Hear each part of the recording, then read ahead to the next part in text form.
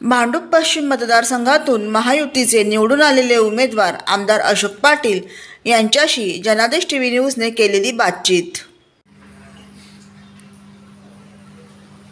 नमस्कार।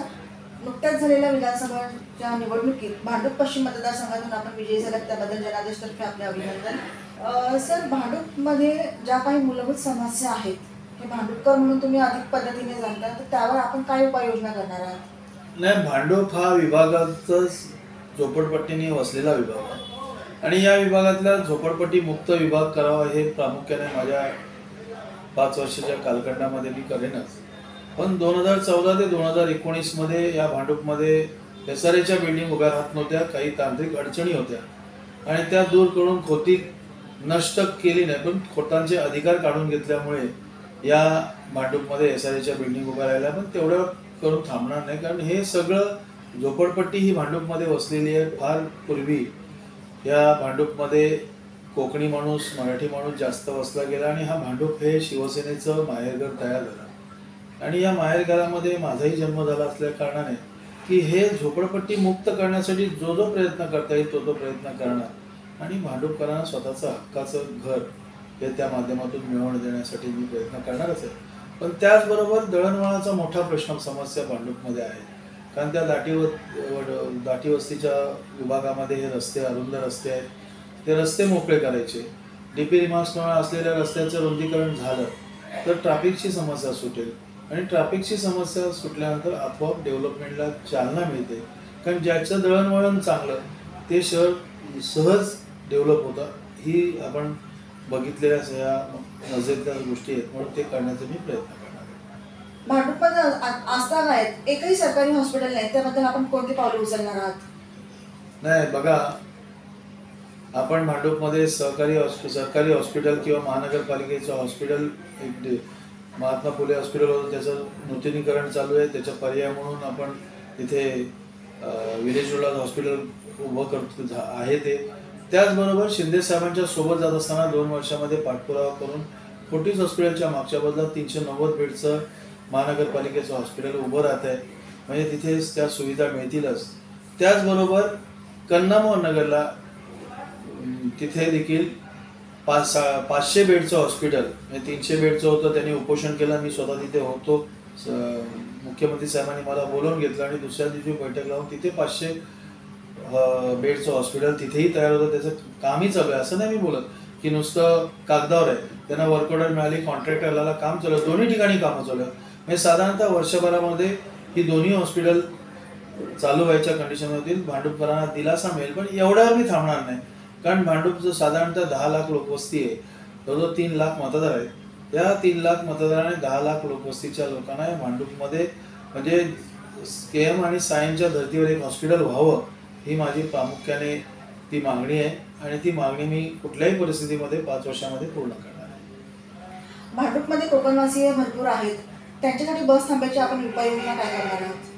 नाही, भांडूपमध्ये कोकणवासीय भरपूर आहेत। ज्या आता रिझर्वेशन प्लॉट आहेत त्या रिझर्वेशन प्लॉटमध्ये मी भांडूपकरांसाठी बस थांबा असेल, म्हणजे एसटीच्या गाड्या तिथे थांबतीलच आणि त्याचबरोबर भांडूप स्टेशनला, रेल्वे स्टेशनला कोकणासाठी जाणाऱ्या ज्या गाड्या आहेत तो देखील थांबा मी त्या भांडूपकरांसाठी उपलब्ध करून देण्याचा मी प्रयत्न करणार। ते यशस्वी होईल हे मला माहिती आहे, ते देखील आपण करतो। सर, आता जर पाहिलं तर भांडूपमध्ये कॉलेजच्या ठिकाणी नशा व्यसन हे खूप चालू आहे, त्याबद्दल कॉलेजमध्ये आपण काय प्रतिबंधक उपाय करणार आहात? नाही, हे कॉलेजमध्ये प्रतिबंधक उपाय करण्यापेक्षा पोलीस यंत्रणा जर का सक्षम केली तर हा प्रश्न सुटेल, कारण ही नशा करणारी मुलं, त्यांना जर कोणी रोखण्याचा प्रयत्न केला त्याच्यावर हल्ला होतो हे आपण बघितलेलं आहे। कारण असाच माझा एक कार्यकर्ता, माझा मित्र, जवळचा मित्र, तो एका गार्डनमध्ये हे नशेचं चालायचं म्हणून त्या मुलांना तो वेळोवेळी जाऊन रोखायचा, कधीतरी मारायचाही, परंतु त्याचा राग काढून त्याची 3 वर्षापूर्वी LBSला हत्या करण्यात आली। म्हणून हे आपण रोखण्यापेक्षा पोलीस यंत्रणा टाईट करून हे रोखण्याचं, नशा करणाऱ्याला रोखण्यापेक्षा नशेचे पदार्थ देणाऱ्यांना कडक कारवाई केली की आपोआप या समस्या सुटतील, अशी माझी प्रामुख्याने ती धारणा आहे। आणि हे नशेबाज जे असतात हे अंमली पदार्थ थोडंसं घेतात त्याच्यावरती तेवढी कायदेशीर कारवाई होत नाही, कारण त्याचं देखील लिमिटेशन आहे. ती वस्तू त्याच्याकडे तेवढ्या प्रमाणात भेटली तरच होते. म्हणून हे नशा जे करणाऱ्यांसाठी विकणारे जे आहेत दलाल, तर यांच्यावर कडक कारवाई झाली तर त्याच्यापासून मात्र सुटका होईल. सर, तुम्हालाही माहिती आहे की आपल्या भांडुपकरांमध्ये तुम्ही एक क्रिकेटर याआधी तुम्ही खूप खेळपटूमध्ये केलेले आहेत, तर पण आज भांडुपकरांना अजूनही कुठलं मैदान हक्काचं मिळत नाही आहे. नाही, मी आजच सकाळी गावदेवीच्या मैदानात खेळून आलो. मी त्यांच्यासोबत खेळलो. ते मैदान देखील मीच तयार केलेलं आहे. इथे भांडुप सोनापुरा दत्त क्रीडा भवन आहे, ते देखील मैदान असे तयार करण्यासाठी माझं योगदान फार मोठं आहे. आणि मैदान आणि अशोक पाटील हे वेगळं नातं आहे. म्हणून मी प्रामुख्याने या खेळाडूंसाठी कांजूरच्या डम्पिंग ग्राउंडला, जे डम्पिंग ग्राउंड जवळजवळ 100-125 एकर जागा आपल्याला आता मिळालेली आहे, तिथे मँग्रोव्ह निघून गेलेले आहेत आणि कचऱ्याचे डोंगर उभे राहिलेले आहेत. त्या डम्पिंग ग्राउंडमध्ये ब्रेबॉन आणि वानखेडे स्टेडियमच्या धर्तीवर एक स्टेडियम व्हावं आणि ह्या उपनगरामध्ये एक स्टेडियम झाल्यानंतर ह्या उपनगरातले खेळाडू तिथे त्याचा लाभ घेतील आणि एक चांगला खेळाडू या उपनगरामध्ये घडेल. आपणही बघितलं की जे खेळाडू म्हणजे तेंडुलकर असेल, वेंगसरकर असेल, ही सगळी मंडळी, विनोद कांबळी आहेत, आता सूर्यकुमार यादव आहेत, ही जी नावारूपाला आलेली आहे. श्रेयस अय्यर आहे. श्रेयस अय्यर तर माझा जवळचा मित्र आहे. श्रेयस अय्यर कितीतरी वेळेस मला इथे येऊन भेटायचा, आम्ही गप्पा मारायचो. नंतर बरेच असे खेळाडू आहेत की जे माझ्या सानिध्यात आहेत, माझ्या जवळ आहेत, माझ्याकडनं त्यांनी देखील प्रशिक्षण घेतलेलं आहे. असे बरेच प्रवीण तांबे आहेत ज्यांनी IPL मध्ये एक वर्षी सगळ्यात जास्त विकेट घेऊन तो IPL मध्ये त्यांना विकेट घेण्याचा मान मिळाला होता त्यांना, तो प्रवीण तांबे आहे. ही सगळी मंडळी आज इथे आहेत, पण ही फार मोठी होऊ शकली नाही. याचं कारण एवढं आहे की उपनगरामध्ये त्या सुविधा नाही. म्हणून मला माझं प्रामुख्याने माझं जवळजवळ अर्ध काम त्याच्यावरती झालेलं आहे. शिंदे साहेबांसोबत असताना हे स्टेडियम मी कुठल्याही परिस्थितीमध्ये तिथे उपलब्ध करणार आहे आणि त्याच्यासाठी मी पाठपुरावा घेतोय की ज्या खेळाडूला एक मोठं स्टेडियम जर तयार झालं आपोआप त्यांचा खेळ सुधारेल.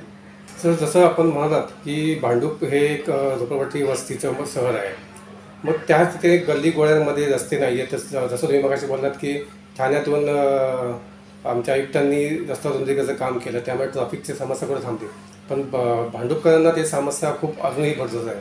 त्यासाठी काय उपाययोजना करण्याचं नाही. योगायोगाने म्हणा, आज LBSला जवळजवळ 900 PAP रेडी झालेले आहेत. या सह्याद्रीनगरला 300 PAP रेडी आहे. त्याच्यानंतर सेंट झेवियर्स शाळेच्या समोर 300-350 PAP रुनवालच्या माध्यमातून तयार होत आहेत. म्हणजे साधारणतः तरी बघितलं तरी जवळ 1,500 PAP आज तयार होत आहेत भांडुपकरांसाठी. आणि ह्या रस्ता रुंदीकरणाचे जे बाधित होतील त्यांना जर का भांडुपमध्येच LBSच्या ठिकाणी जर त्यांना स्वतःचे हक्काची घरं मिळाली तर स्वखुशीने ते जातील आणि त्यांना इथल्या इथे त्यांचं नोकरी असेल, शाळा असेल, या सगळ्या गोष्टी तिथं त्यांना जागेवरच मिळतील. म्हणून माझे प्राधान्य असणार आहे की छोटे का रस्ते असतात पण ते रस्ते हे रुंदीकरण झालंच पाहिजे आणि त्यासाठी मी पाठपुरावा करणार, त्यांना इथेच भांडुपमध्ये त्यांची घरं उपलब्ध करून देणार. सर, आता तुम्ही 5 वर्षासाठी आमदार आहात या प्रभागासाठी किंवा विधानसभा क्षेत्रामध्ये, तर पहिला वर्ष, दुसरा वर्ष, असे 5 वर्षाचं काय प्लॅनिंग तुम्ही केलं आहे का? तुमच्या घरासमोर काय आहे? नाही, माझं 5 वर्षाचं शेवटचं वर्ष मी तो गणित धरतच नाही शेवटचं वर्ष. परंतु या पहिल्या 2 वर्षामध्ये मी जे काही माझ्या डोक्यात भांडूप आहे, म्हणजे एक तर रस्ता रुंदीकरण, त्यांना हक्काची झोपडपट्टी मुक्त भांडूप व्हायला पाहिजे आणि भांडूपमधील म्हणजे ज्येष्ठ नागरिकांना गार्डन उपलब्ध आहे. आता जे भांडूपमध्ये 3 गार्डन आहे, 3 गार्डन मी माझा आमदार असतानाच बनवलेले आहेत. कारण एक गार्डन देवीपाड्याला आहे जे बाळासाहेबांच्या नावाचं आहे, ते एक गार्डन तेही मीच बनवलेलं आहे. इथे सावरकर उद्यान आहे, तेही मीच बनवलेलं आहे. पुढे गेल्यानंतर झेवियरच्या समोरचं गार्डन आहे, तेही मीच बनवलं आहे. ही 3 गार्डन मी बनवलेले आहे. म्हणजे गार्डन आणि मैदान हे माझं फार जवळचं नातं आहे. गार्डन बनवण्याचा माझा उद्देश एवढा असतो, या भांडूपमध्ये झोपडपट्टीमध्ये राहणारी जी घरं आहेत ती 10 बाय 15ची घरं असतात आणि जास्तीत जास्त त्याला 1+1 करूनच करतात. पण त्या छोट्याशा घरामध्ये कुटुंब वाढलं तर म्हणजे मुलाचं लग्न झालं की आई वडील त्यांना अडचणीचे वाटतात. म्हणून असा एक विरंगुळा म्हणून ते ज्यावेळेस गार्डनमध्ये जातात, आपला 1-2 तास तुम्ही ते तिथे विरंगुळा. हे माझा उद्देश आहे की त्यांना देखील मोकळीक मिळायला पाहिजे, त्यांना देखील स्वातंत्र्य मिळायला पाहिजे. म्हणून हे मी गार्डन आणि मैदानाला प्राधान्य देतो. आपण मग अशी म्हणत की इंडस्ट्रियल एरिया हा जो भांडूपचा आहे त्यात तुम्ही स्वतः काम केलं आहे, पण तरी आज भांडूपकरचे जे स्थानिक मुलं आहेत त्यांनाच मुंबई BT चर्चगेट या साईडला बोरवली या साईडला जावं लागते जॉबसाठी. तर त्याच्यासाठी काय प्लॅनिंग? नाही, भांडूप हा इंडस्ट्रीयल हब होता. काही वर्षापूर्वी भांडूप हा इंडस्ट्रीयल, मुंबईमधल्या सगळ्यात जास्त इंडस्ट्रीज भांडूपमध्ये होत्या. परंतु कालांतराने या डेव्हलपमेंटमध्ये ह्या इंडस्ट्रीज मुंबईच्या बाहेर गेल्या आणि तिथे मोठमोठे टोलेजंग इमारती उभा राहायला लागल्या.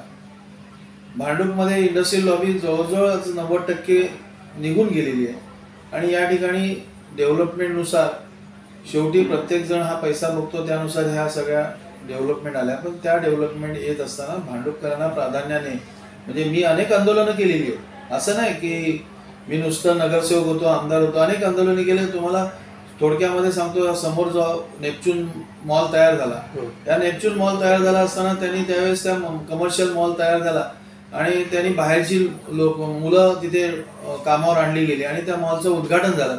मी ताबडतोब त्याच आठवड्यात ते बंद केलं आणि माझी त्यांना विनंती एवढीच होती की तुम्ही जर हा मॉल उभा करत असाल तर मुलुंड ते घाटकोपर असलेली जी मुलं आहेत तर त्यांना तिथे प्राधान्याने काम मिळालं पाहिजे. अन्यथा तुम्ही जर मॉल काढून माल विकत असाल तर तुमचा मी रस काढेन, अशा शब्दात मी त्यांना ठणकावलं. आणि त्यावेळेस 100% ही भरती ही काही वेळेस माझ्या शाखेतनं, कार्यालयातनं झाली, काही वेळेस त्यांनी केली. माझी त्यांना एवढेच म्हणणं होतं की तुम्हाला हाय प्रोफाईल जो माणूस आहे, म्हणजे तुमचा सगळा भावना, तो माणूस तुम्ही तुमच्या पद्धतीने नेमा. परंतु लो प्रोफाईल असेल, ज्यांना तुम्हाला डिलिव्हरी बॉय असेल, तिथे साफसफाई करणार असेल किंवा तुमचं ऑफिस बघणार असेल, ही मंडळी मात्र या परिसरातलीच हवी, अन्यथा मी तुम्हाला मॉल चालून देणार नाही, अशी अट माझी सगळ्या मॉलमध्ये. त्याच्यामुळे ह्या भांडूपकरांना तुम्ही बोलता त्याप्रमाणे म्हणजे या इंडस्ट्रीज गेल्यामुळे थोडीशी बेरोजगारी आलेली आहे, पण त्याच्यामध्ये आपण काहीतरी पर्सेंटेज देऊन त्या मुलांना आपल्या जवळच जॉब मिळेल ही व्यवस्था मी करतोय.